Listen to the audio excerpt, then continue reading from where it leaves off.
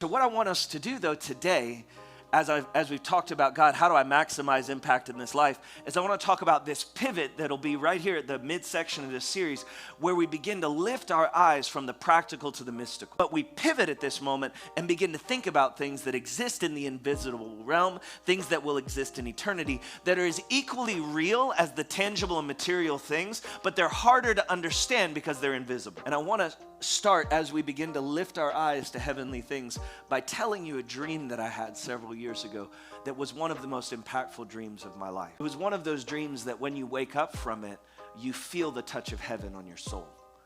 And I don't think I've ever even shared this dream publicly because it's one of the precious pearls of my life, and I only want to share it when God says to share it. Okay? Everything was in hues of green.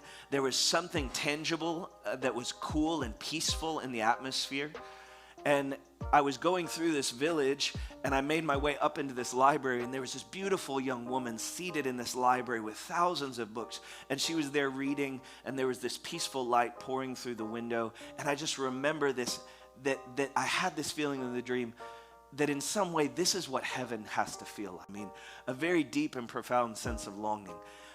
I've carried that feeling of longing when I pray for wisdom ever since.